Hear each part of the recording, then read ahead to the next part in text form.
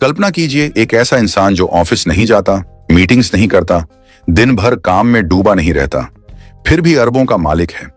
जब पूरी दुनिया हसल में लगी थी, वह समंदर किनारे बैठकर आराम कर रहा था और उसका बैंक बैलेंस लगातार बढ़ रहा था। क्या वाकई ये संभव है? क्या बिना ज्यादा मेहनत किए सोच समझकर एक सिस्टम बनाकर भी अमीर बना जा सकता है? नमस्कार दोस्तों, आज हम बात करने जा रहे हैं एक अनोखी किताब द लेजी बिलियनियर के बारे में, जिसे लिखा है रॉबर्ट स्टीफन ने। इस किताब में बताया गया है कि कैसे उन्होंने कम काम ज्यादा दिमाग के सिद्धांत पर चलते हुए एक ऐसा सिस्टम बनाया जिसने उन्हें दुनिया के सबसे लेजी अरबपतियों की लिस्ट में ला खड़ा किया। रॉबर्ट एक आम मध्यम वर्गीय परिवार से थे, जहां हर कोई यही कहता था, मेहनत करो, बिजी रहो, वरना पीछे रह जाओगे। लेकिन रॉबर्ट ने एक दिन खुद से सवाल किया, क्या सफलता का मतलब सिर्फ भागना है, या फिर सही ढंग से सोचकर सिस्टम बनाना भी एक रास्ता हो सकता है? बीच पर बैठा आदमी जो सिर्फ 30 मिनट देता था और चलती थी 10 करोड़ की कंपनी, रॉबर्ट की जिंदगी किसी ड्रीम लाइफ से कम नहीं थी।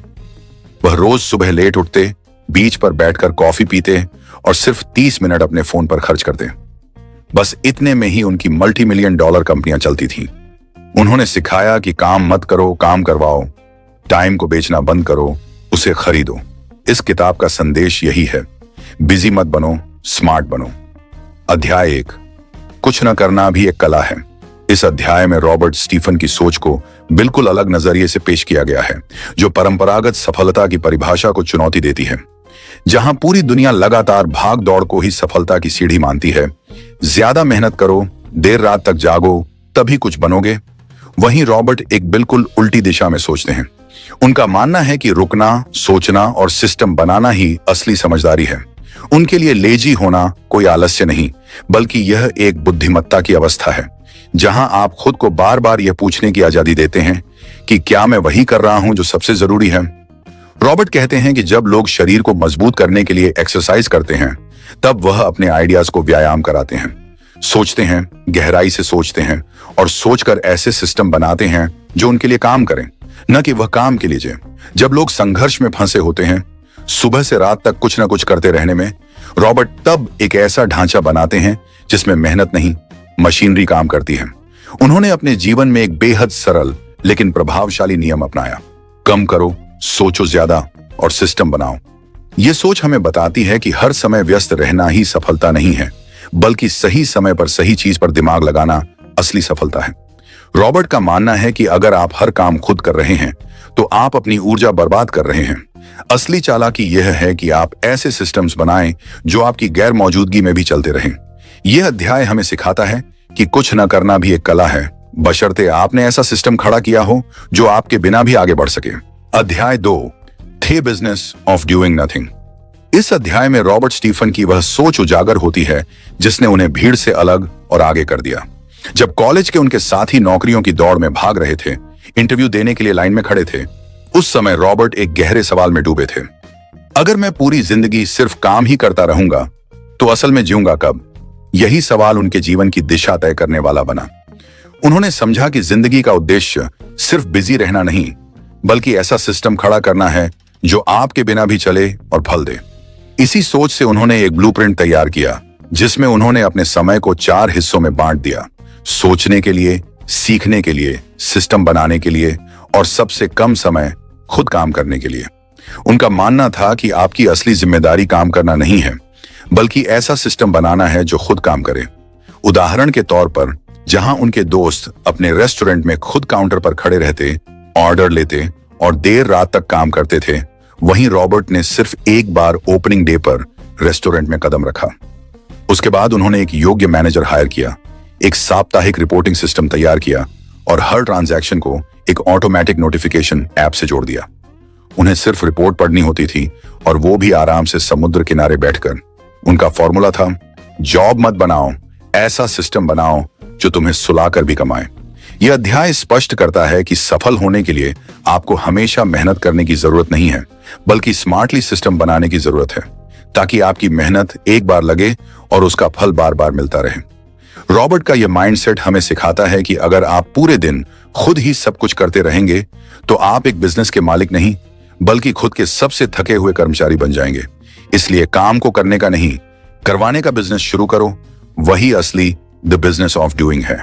अध्याय 3, ना कहने की शक्ति। इस अध्याय में रॉबर्ट स्टीफन की एक ऐसी मानसिकता का जिक्र है जो उन्हें न केवल अमीर बनाती है बल्कि उन्हें फोकस्ड, क्लियर और विजनरी भी बनाती है। जब ज्यादातर लोग हर अवसर को पकड़ने की कोशिश में उलझ जाते हैं, तब रॉबर्ट का सिद्धांत होता है, जितना जरूरी है उतना ही चुनो। उनके पास हर हफ्ते दर्जनों ऑफर्स आते थे, क्रिप्टो इन्वेस्टमेंट्स, ब्रांड डील्स, नए स्टार्टअप पार्टनरशिप्स और तेज रिटर्न का वादा करने वाले आइडियाज। लेकिन उन्होंने सीखा कि हर अवसर को अपनाना जरूरी नहीं, बल्कि उनमें से सही को चुनना ही असली बुद्धिमानी है।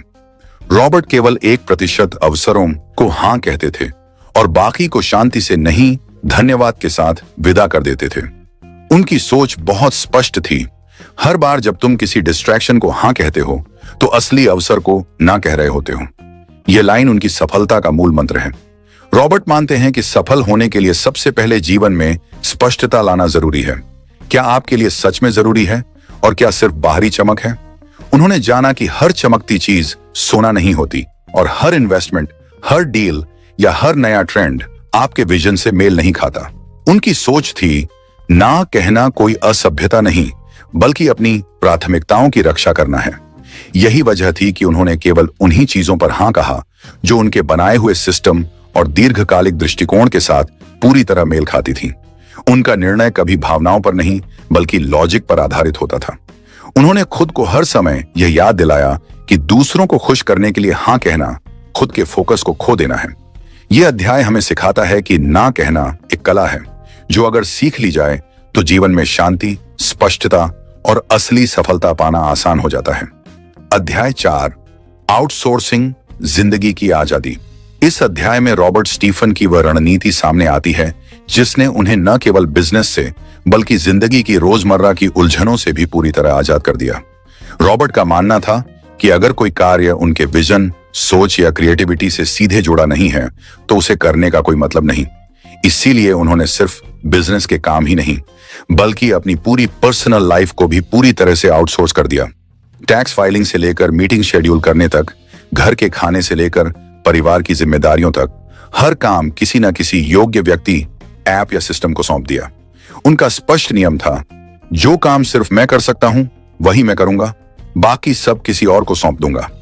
रॉबर्ट ने समझा कि सबसे कीमती चीज समय है और हर वो छोटा बड़ा काम जो उनकी मेंटल क्लैरिटी और क्रिएटिव एनर्जी को खा रहा था, उसे उन्होंने धीरे धीरे बाहर निकाल दिया।